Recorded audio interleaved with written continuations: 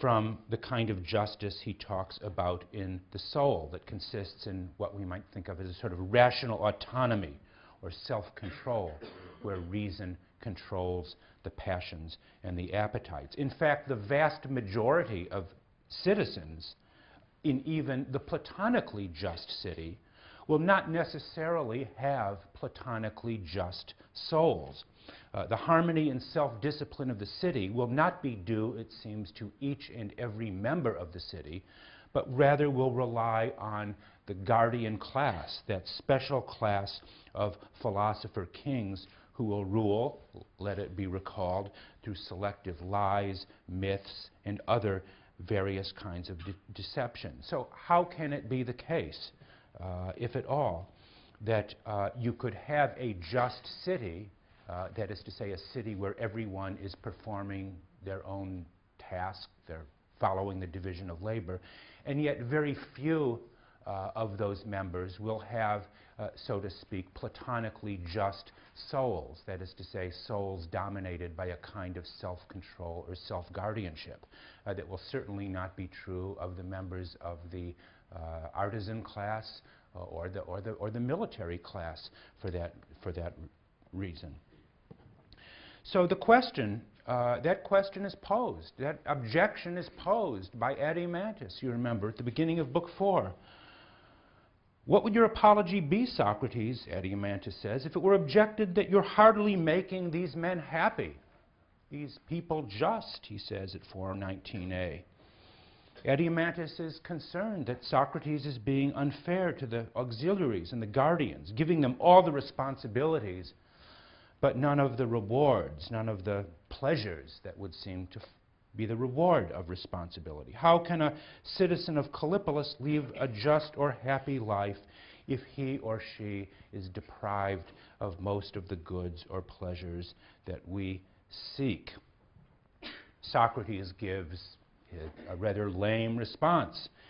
In founding the city, he says, we are not looking to the exceptional happiness of any one individual or any group, but rather to the city as a whole. And Adeimantus appears to accept that response. Oh yes, I forgot. We are concerned with the happiness, the justice of the whole. But his question is one that lingers, and one that Plato includes for a purpose. What about how can you have a platonically just city if there are most people in it, certainly most people of the auxiliary class, are deprived of the pleasures and the goods that we desire? It's a question that lingers, and one might wonder whether Socrates ever successfully answers that question. He silences Adeimantus in some way, as he silences Thrasymachus earlier. That is not always to say that their objections have been answered. And that leads, as it were, to the third and final wave of paradox of the Callipolis, which is the famous proposal for the philosopher king. What is Plato without the philosopher king? Yes, what is the Republic without the philosopher king? Unless the philosophers rule as kings, or those now called kings genuinely philosophize, there will be no rest from the ills for the cities, he says, right? Socrates presents this proposal, again, as outlandish. He says he expects to be drowned in laughter. And this has led some readers to suggest that the proposal for philosophers, kings, is ironical, that it is intended as a kind of joke to, in many ways, discredit the idea of the just city, or at least to indicate its extreme implausibility. The question is, why does Socrates regard philosophic kingship as required for Callipolis, for the just city? Let me say, I am by no means convinced that the idea for the philosopher king is an impossibility, or is intended as a kind of absurdity. Plato himself, remember, made a number of trips to Sicily to serve as the advisor to a king there, Dionysius. And although these missions failed and left him deeply dispirited, the ambition in some ways to unite philosophy and politics has been a recurring dream of political philosophy ever since Plato. Socrates says he will be drowned in laughter, but many other people have taken this dream or this aspiration very seriously. Consider one thinker, and I'm going to read you a short passage, and I'm going to come back to this again later in the semester, from Thomas Hobbes, Leviathan, chapter 31 of Leviathan, where Hobbes gives us a very personal statement about his intention in writing this book. Hobbes wrote, "I am at the point of believing that my labors will be as useless as the commonwealth of Plato." He seems to be rather despairing about whether this book is actually going to have any effect. I'm on the point of believing that it will be as useless as the commonwealth of Plato.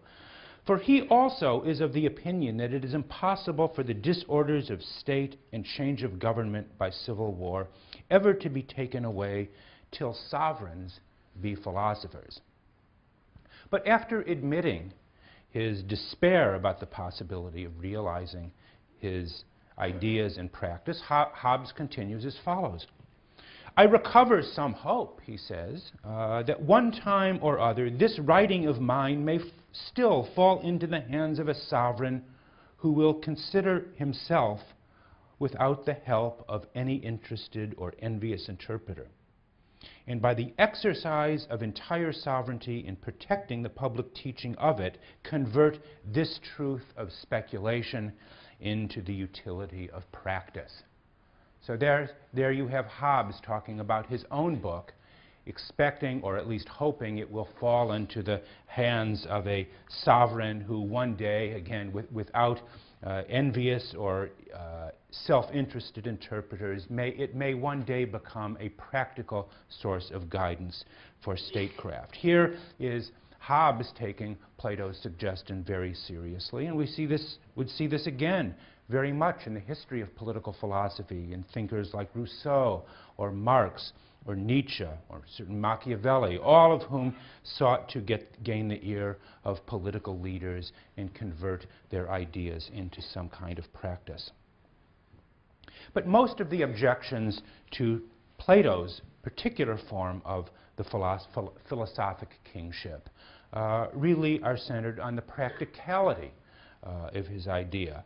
And beyond this, there is the problem with the very cogency of the idea itself. Consider the following. Can philosophy and politics actually be united? It would seem that the needs of philosophy are quite different from the demands or requirements of political rule. Can you imagine Socrates willingly giving up one of his conversations for the tedious business of legislation in public administration? Can one imagine that? The philosopher is described by Plato as someone with knowledge of the eternal forms, lying behind or beyond the many particulars. But just how does that kind of knowledge help us deal with the constant ebb and flow of political life? It seems not enough that the philosopher have knowledge of the forms, but this knowledge has to be supplemented by experience, by judgment, and by a kind of practical rationality. Was Plato simply unaware of this? I can't believe that. I don't believe that. So the question is, what kind of unity was he expecting of philosophy and politics? Anyway, philosophers are not purely thinking machines. But they are also human beings composed of reason, spiritedness, and appetite. Will not even philosophers, one might ask, given the possibility of absolute power, be tempted to abuse their positions? Maybe. Maybe not. Who knows? So these are the questions. These are among the questions that Socrates, or Plato, the author of the book, deliberately poses for us to consider. So what is the doctrine of the philosopher king intended to prove? Must the massive effort to construct a city in speech in order to understand justice in the soul, is it a philosophical possibility? Does he hold it out as a real possibility, or must it be considered a failure in some way? Or that if the dialogue does end in failure, what can we learn from that? Those are questions I want you to consider. But for now, what I want to do is talk about Plato's democracy and ours. What does Plato teach us about our own regime? Could Plato have imagined such a regime? I think in many ways he can, and he did. In one sense, the Republic, and I've given some indications of this today, seems to be the most anti-democratic book ever written. Its defense of philosophic kingship is itself a direct repudiation of Athenian democracy.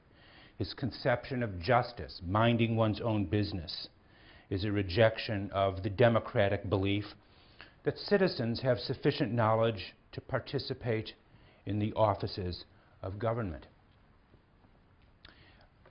To be sure, Athenian democracy is not American democracy.